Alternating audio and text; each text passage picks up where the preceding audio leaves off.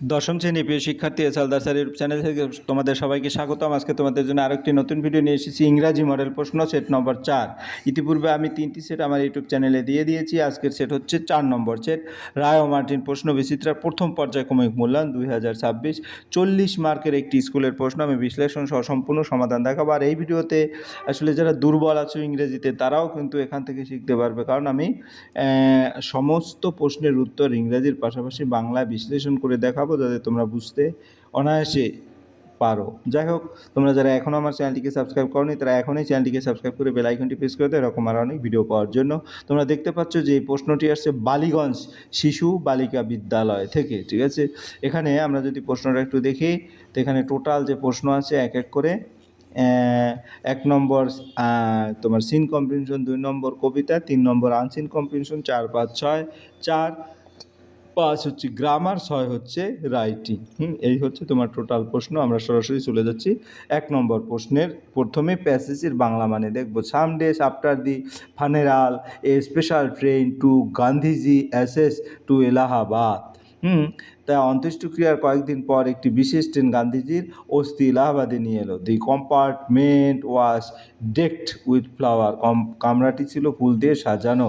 People on the train sang bhajan, ট্রেনের লোকেরা ভজন গান গাইছিল। তারপরে আমরা যদি দেখি এই পর্যন্ত, people did not weep any more for they could feel Gandhiji's presence amid the flowers and the song. মানুষ আর কাঁদছিল না, কারণ তারা ফুল ও গানের মধ্যে গান্ধীজির উপস্থিতি অনুভব করতে পারছিল। At every station sorrowful crowd fill the platform, প্রতিটি স্টেশনে দুঃখিত জনতা প্ল্যাটফর্মে ভরে তুলেছিল। Amid song and prayer the train reached Allahabad, গান এবং প্রার্থনার মধ্যে দিয়ে ট্রেনটি এলাহাবাদে পৌঁছলো। The ashes were immersed in the Ganges were a huge crowd had gathered at the bank, অস্থিগুলো গঙ্গা বিসর্জন দেওয়া হয় যেখানে তীরে বিশাল জনসমাগম হয়েছিল। হ্যাঁ, এই ছিল তোমার টোটাল যে বাংলা মানে। এরপর যদি আমরা প্রশ্ন উত্তর দেখি, write the correct alternative to complete the following sentence. In the train the people are singing pathetic song, devotional song, folk song নাকি স্যাড সং। আমরা দেখি এখানে ফক সং কিন্তু আমরা দেখতে পাচ্ছি, ডিভোশনাল সং অর্থাৎ ট্রেনের লোকেরা ভজন গান গেছে, devotional song. The compartment was decorated with flowers. তাহলে আমরা পরের প্রশ্ন যদি দেখি, the compartment was decorated with flower, অর্থাৎ ডি নম্বর উত্তর হচ্ছে ডি, এই যেটা, ঠিক আছে। এবার complete the following sentence with the information from the text. The train was going to Allahabad because, তারপর at the bank of Ganges. আমরা যদি দেখি the train was because Gandhiji ashes were to B immersed দেয়ার, ট্রেনটি এলাহাবাদে যাচ্ছিল কারণ সেখানে গান্ধীজির অস্থি বিসর্জন দেওয়া হবে। At the bank of Ganges a huge crowd had gather, গঙ্গার তীরে একটি বিশাল জনসমাগম হয়েছিল।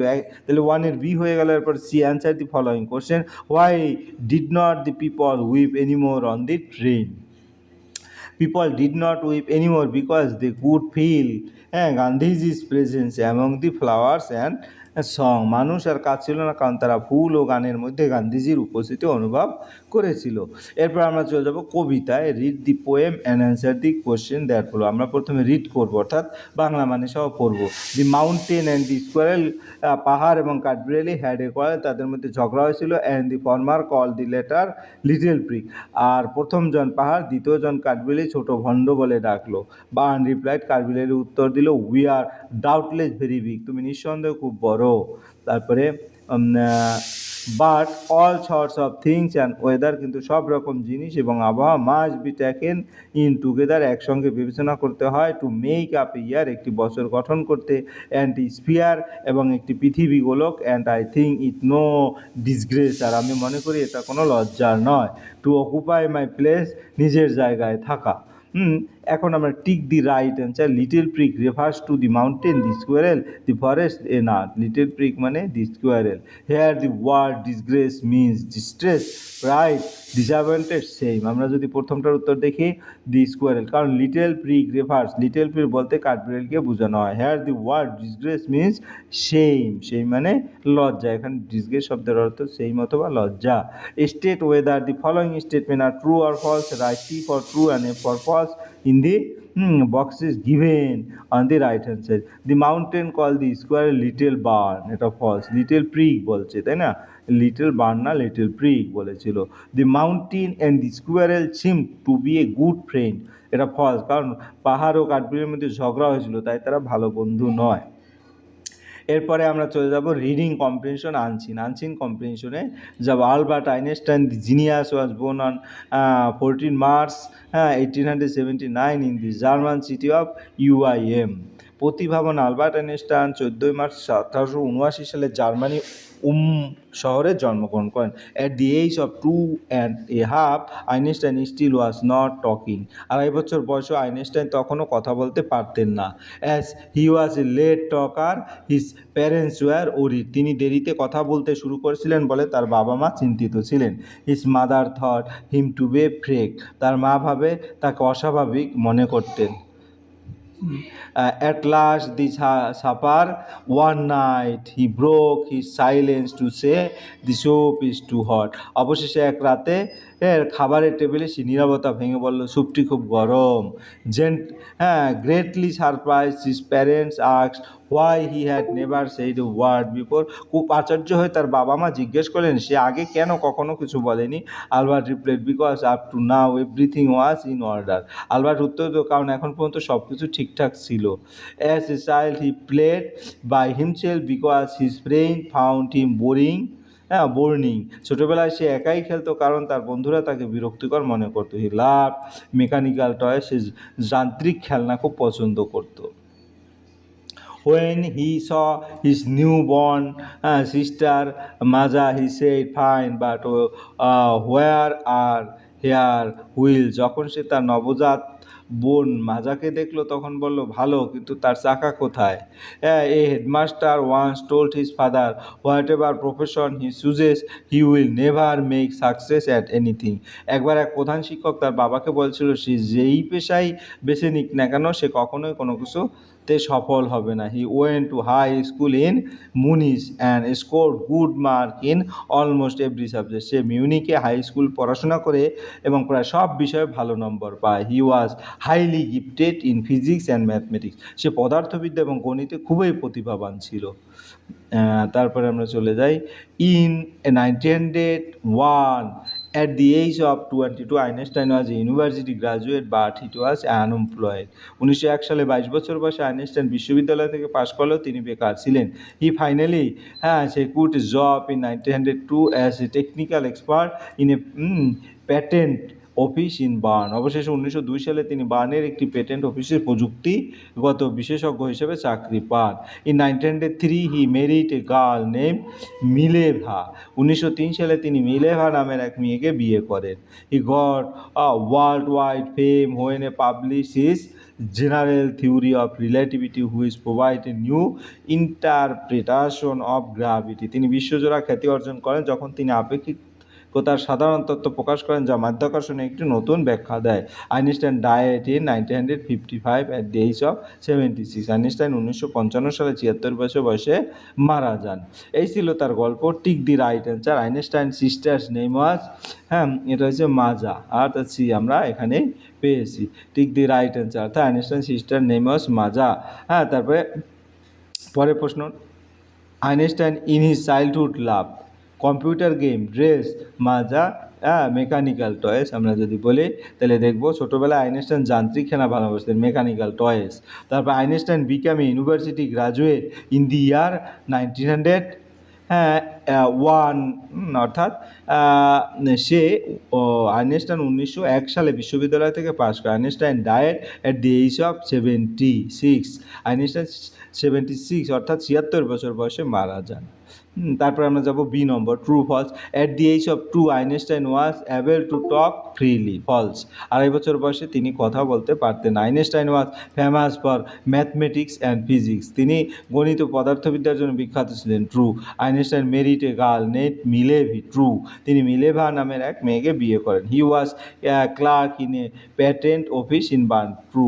তিনি বার্নের একটি প্যাটেন্ট অফিসে কাজ করতেন। এরপরে আমরা চলে যাবো answer the question. What did Albert headmaster tell his father?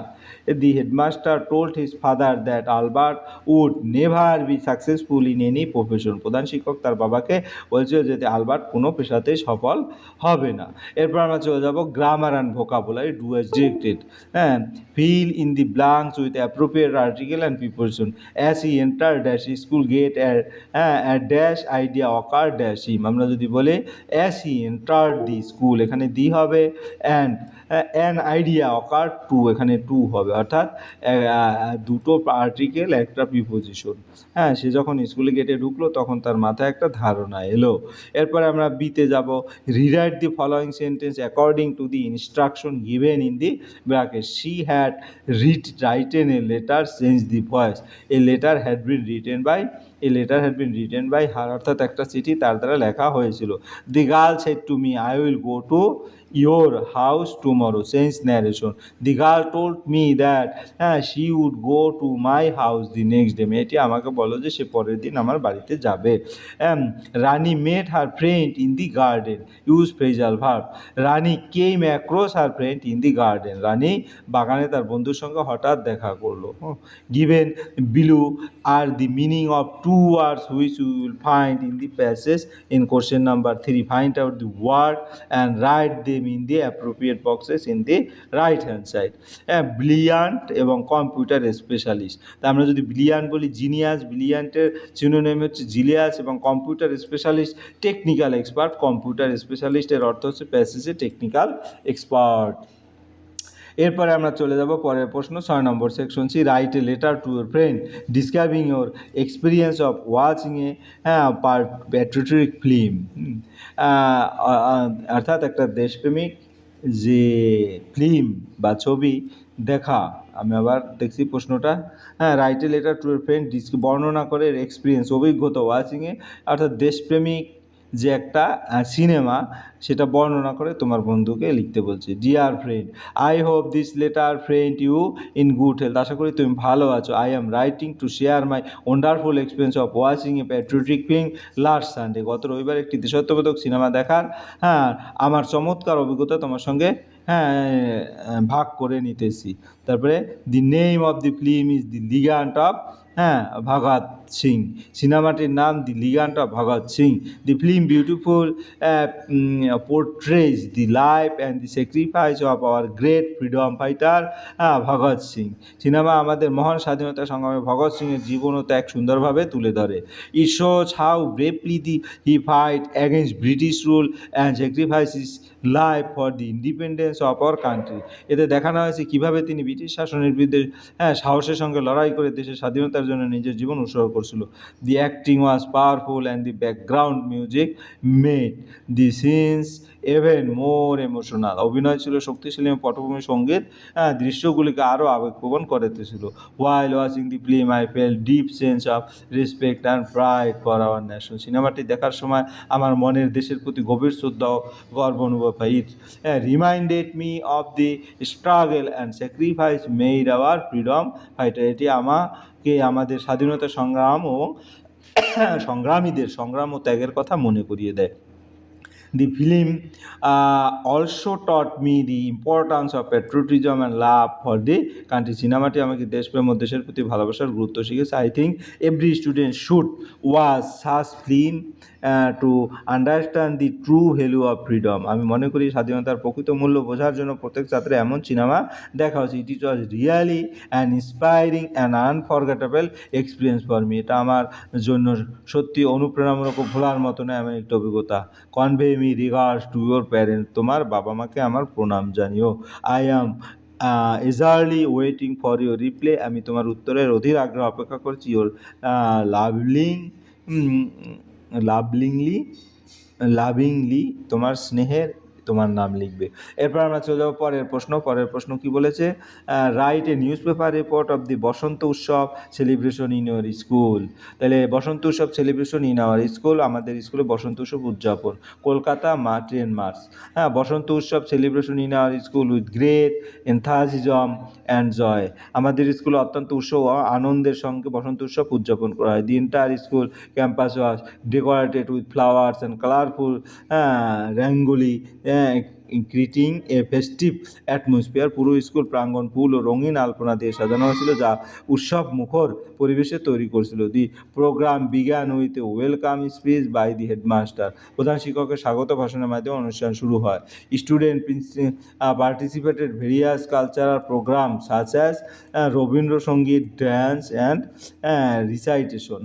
ছাত্রছাত্রীদের রবীন্দ্রসঙ্গীত, নৃত্য, আবৃত্তি সহ বিভিন্ন সাংস্কৃতিক অনুষ্ঠানে অংশগ্রহণ করে। All the student wore yellow dress which is the traditional colour of Basanta Utsav. সকল ছাত্রছাত্রী হলুদ পোশাক পরেছিল, যা বসন্ত উৎসবের ঐতিহ্যবাহী রং। Teachers and student together enjoy the programme. শিক্ষক এবং ছাত্রছাত্রী একসঙ্গে অনুষ্ঠানটি উপভোগ করে। The performance are highly appreciated by everyone present. উপস্থিত সকলে পরিবেশের নাগুলি খুব প্রশংসা করে। The celebration ended with sweet distribution among the student. অনুষ্ঠানের শেষে ছাত্রছাত্রীদের মেয়েদের মিষ্টি বিতরণ করা হয়। The programme not only brought joy but also help student learn about our culture and tradition. এই অনুষ্ঠানটি শুধু আনন্দ দেয়নি, বরং ছাত্রছাত্রীদের আমাদের সংস্কৃতি ঐতিহ্য সম্পর্কে জানতে সাহায্য করেছে। It was truly a memorable day for all. এটা সবার জন্য অত্যন্ত সত্যি একটি স্মরণীয় দিন ছিল। এই ছিল তোমার নিউজ পেপার রিপোর্ট, যেটা এটা একটু ছোটো করেও দিতে পারো। যাই হোক, পরিশেষে বলবো, তোমরা আসলে ভিডিওটি মনোযোগ সহকারে যদি ফার্স্ট থেকে লাস্ট পর্যন্ত দেখো, একবারে ফুললি প্রশ্নের উত্তর কিন্তু ক্লিয়ার বুঝতে পারবে। পরিশেষে বলবো, ভিডিওটি দেখার জন্য অসংখ্য ধন্যবাদ। ভিডিওটি ভালো লাগলে লাইক কমেন্ট শেয়ার করতে ভুলবে না। আজ এই পর্যন্তই, ধন্যবাদ সবাইকে।